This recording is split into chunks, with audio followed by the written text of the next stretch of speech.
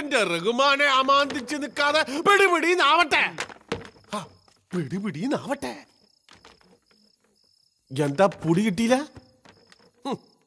നമ്മൾ അന്നേ പറഞ്ഞതാണ് ഓക്കൊരു മൊബൈൽ ഫോൺ വാങ്ങിക്കൊടുക്കാൻ. ഈ നമ്പൂരിശനെ എവിടെ മനസ്സിലാവാൻ? എന്റെ നമ്പൂരിശ, ഇക്കാലത്ത് നിക്കാഹ് ഉറപ്പിച്ച കുട്ടികളുടെ ഇടയിൽ ഒരു മൊബൈൽ ഫോൺ പ്രയോഗമുണ്ട്. ഓരിക്ക് പറയാനുള്ളതൊക്കെ പറയില്ലെന്ന്. പിന്നെ അങ്ങോട്ട് നിങ്ങൾ അങ്ങോട്ട് ചെല്ലു നമ്പൂരിച്ച. ഇനി അമാന്തിച്ച നിങ്ങൾക്ക് ഇപ്പൊ 44 പോട്. എന്റെ റബ്ബേ, എന്താ കാണിക്കുന്നത്? എടുത്തു വെക്കടാ. അല്ല ഏട്ടാ, ഇതേ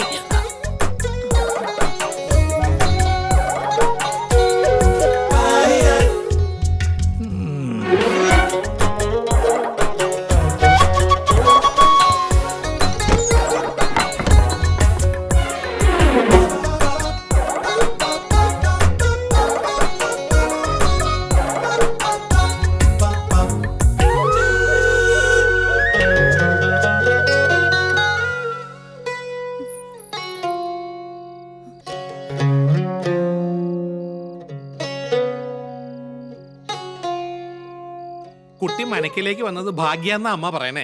എനിക്കും അങ്ങനെ കേട്ടോ. സ്വപ്നങ്ങൾ കണ്ടു തുടങ്ങുന്ന പ്രായ കുട്ടിയുടെ. ഞാനൊരു ശാന്തിക്കാരനാണെന്ന് അറിയാലോ. കുറച്ച് ഒതുങ്ങി ജീവിക്കാനാ ആഗ്രഹേ. എന്ന് വെച്ച് കുട്ടിയുടെ എന്ത് ആഗ്രഹം എന്നോട് പറയാട്ടോ.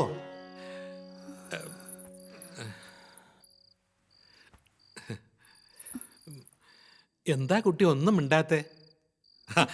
അതിനുള്ള അവസരം തന്നില്ലല്ലോ. സംസാരിച്ചു തുടങ്ങിയ വായിലെ വെള്ളം വറ്റുന്നവരെ സംസാരിക്കുവേ. ഇവിടെ ഇപ്പോ വെള്ളം വച്ചിട്ടില്ലല്ലോ. അപ്പൊ പിന്നെ പാലെടുക്കല്ലേ? ഇപ്പോഴത്തെ ട്രെൻഡ് വലിയ നിശ്ചയില്ലേ? ഇതിപ്പോ ആദ്യം ഞാനാണോ അതോ താനാണോ?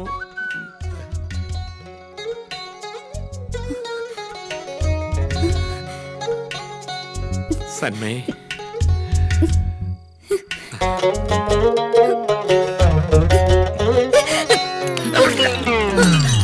ശശി 18 കണ്ടപ്പോ നിങ്ങള് പതറി. എന്റെ നമ്പൂരിശ, നിങ്ങള് ബേജാറാകണ്ടിരിക്കി. സംഗതി പുറത്തു പറഞ്ഞ നിങ്ങൾക്കാണ് കുഴപ്പം. നമ്പൂരിശ, കുറച്ച് ആള് ഓളുടെ തഞ്ചത്തിന് നിന്ന് കൊടുക്ക്. ബാക്കി സൂത്രപ്പണികൾ പിന്നീട് ആലോചിക്കാം. നമ്പൂരിശ, ഞമ്മക്ക് ഈ വർത്താനം മാത്രമേ ഉള്ളൂ. നിങ്ങൾ വിചാരിക്കണ പോലെ നമ്മൾ ഈ കേസിൽ എക്സ്പെർട്ട് ഒന്നും അല്ല. അതുകൊണ്ട് കൂടുതൽ ചോദ്യങ്ങൾ ചോദിച്ച് ഞമ്മളെ ഇടങ്ങേറിലാക്കരുത് എന്റെ നമ്പൂരിശ. ഇനിയിപ്പോ എന്താ ചെയ്യാ? നിങ്ങൾ എന്തിനാണ് ചിന്തിച്ചു നിൽക്കണത്? നിങ്ങളെ ചങ്ങായില്ലേ ആ ഫോട്ടോ പിടുത്തക്കാരൻ? ഓനെ നമ്മൾ അന്നേ ശ്രദ്ധിച്ചിരിക്കണ്. ഈ കാര്യത്തില് ഓൻ കിങ്കരനാ. അതേന്ന് അയ്യോ, എന്താ ചെയ്യുന്നത്? What's this? Let me finish of. Ready? ഇതാ പറയുന്നത് 10ാം ക്ലാസ്സിൽ പഠിക്കുമ്പോഴേ ട്യൂൺ ചെയ്യാൻ പഠിക്കണമെന്ന്. ട്യൂണോ? അല്പസ്വല്പം കർണാട്ടിക് വശമുണ്ടേ.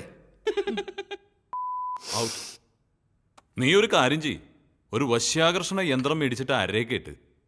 എന്റെ വിഷമം പറഞ്ഞ നിനക്ക് മനസ്സിലാവില്ല. Cool man. ഈ മാരേജ് ലൈഫ് എന്ന് പറഞ്ഞാൽ വലിയ കോംപ്ലിക്കേറ്റഡ് ഒന്നും അല്ല. കൂടുതൽ കോംപ്ലിക്കേഷൻസ് വരുത്താതിരിക്കുന്നതിലാ നമ്മുടെ മിടുക്ക്. Comfort her, be more romantic. നിന്റെ കൂട്ടത്തിൽ ഒരാൾ കൂടി ഉണ്ടെന്ന് തോന്നിയാ മതി. Hi dear. എന്തേ? Cool man. എന്താ ജയന്ത അത്രയും വൈകിയേ? ആ കുട്ടി ഇത്രയേറെ നോക്കിയിരിക്കുകയായിരുന്നു.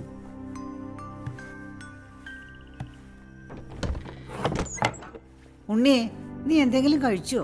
കഴിച്ചു അമ്മേ. എവിടേക്കെങ്കിലും പോവാച്ചാ? ആ കുട്ടിയോടൊന്ന് പറഞ്ഞിട്ട് പോയിക്കൂടെ?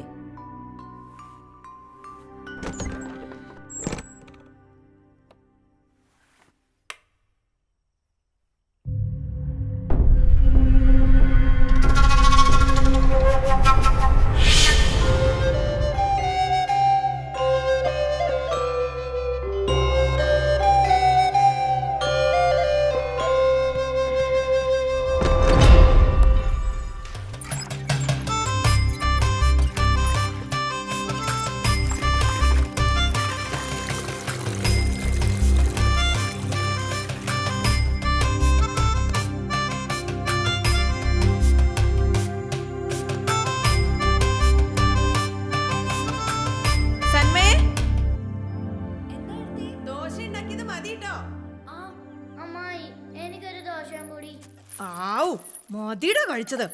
അമ്മായി ഒന്ന് നിലത്ത് നിർത്ത്. മോളെ സന്മേ, ദേ ഇവനായിട്ട് കൂടുതൽ അടുക്കണ്ടാട്ടോ. ഗോവിന്ദേട്ടന്റെ പ്രകൃത ഇവന്. മൂക്കത്ത ചുണ്ടി.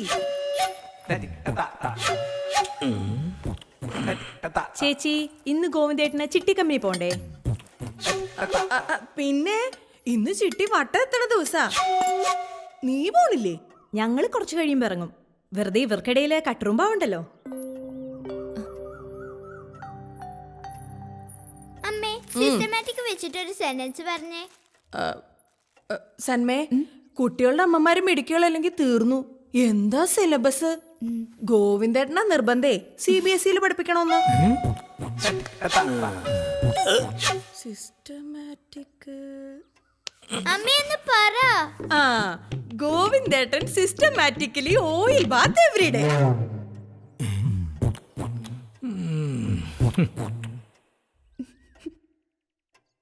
അമ്മേ, ഞാൻ സിസ്റ്റമാറ്റിക് വെച്ചിട്ട് ആ സെന്റൻസ് ചോദിച്ചേ, ഗോവിന്ദേട്ടന് വെച്ചല്ല.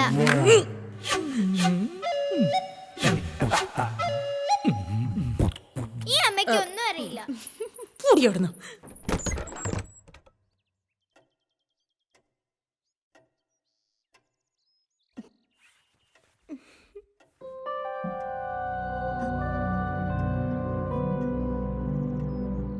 അറിയോ എന്താ രാവിലെ തന്നെ അളിയന്റെ മുഖത്തൊരു ചിരി. ദേ, എനിക്ക് സന്തോഷമായി അളിയ. അളിയന് വേണ്ടി വേളി അന്വേഷണം നടന്ന് ഒടുവിൽ അത് തരപ്പെട്ടുല്ലോ. ഇനി എനിക്ക് സുഭദ്രയുടെ മുന്നിൽ ഞെളിഞ്ഞങ്ങോട്ട് നിൽക്കാം. എന്താ സുഭദ്രേ? എനിക്കും സന്തോഷായി ഏട്ടാ. ഏട്ടൻ പറഞ്ഞ പോലെ ആയില്ലേ കാര്യങ്ങള്. മന്ത്രം ചൊല്ലണ നാവാണേ. 18 തന്നെ കിട്ടിയില്ലോ.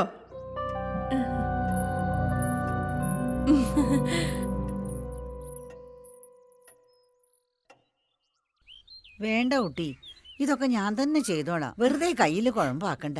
സാരമില്ല അമ്മ, ഇനി ഇതൊക്കെ ഞാനല്ലേ ചെയ്യണ്ടേ? ആ, നീ ഇവിടെ ഇരിക്കേ. നിന്റെ ഭാഗ്യാണ് അവള്. എന്റെ കുട്ടിയോള് സുഖമായിട്ട് ജീവിക്കണം.